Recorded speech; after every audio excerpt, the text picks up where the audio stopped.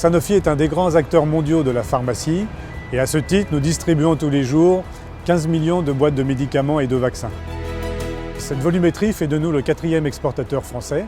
Ça conduit à une chaîne logistique mondiale d'une très grande ampleur pour pouvoir livrer tous les jours plus de 100 pays à travers le monde. Et il y a une dizaine d'années, nous avons décidé de repenser notre politique de transport à travers 3 axes. Minimiser très fortement notre empreinte environnementale, contribuer aux résultats économiques de l'entreprise et améliorer le contrôle de la qualité du transport des médicaments. À cette époque, environ 20% de nos médicaments étaient expédiés par voie maritime, le reste par voie aérienne. Nous avons aujourd'hui totalement inversé ces pourcentages. Aujourd'hui, c'est près de 86% de nos médicaments qui sont expédiés par voie maritime, alors que la moyenne de l'industrie est restée à 25%.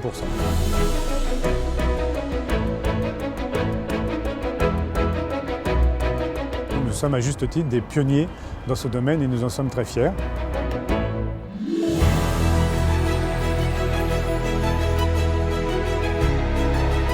Nous ne travaillons pas que dans le domaine du maritime. Nous avons aussi toute une série d'initiatives locales pour ce qui est du développement durable. En France, pour la chaîne du froid, pour le transport des insulines, nous avons supprimé tous les acheminements par carton et blocs frigorifiques pour les remplacer par des transports frigorifiques.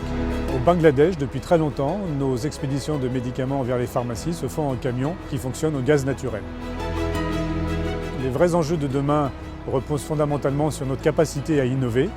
C'est à ce titre que récemment, nous avons développé un partenariat avec la société Climpact, une jeune start-up française extrêmement innovante qui consiste à simuler la météorologie des routes de transport que l'on doit affréter dans les jours ou les semaines qui viennent. Et en fonction de la simulation météorologique, nous adoptons les meilleurs moyens de transport, soit du point de vue de l'empreinte environnementale, soit du point de vue du coût de ces moyens de transport. Nous continuerons à regarder toutes les innovations qui peuvent se présenter à nous. Préserver l'environnement, c'est aussi prendre soin de la santé des patients dans le monde.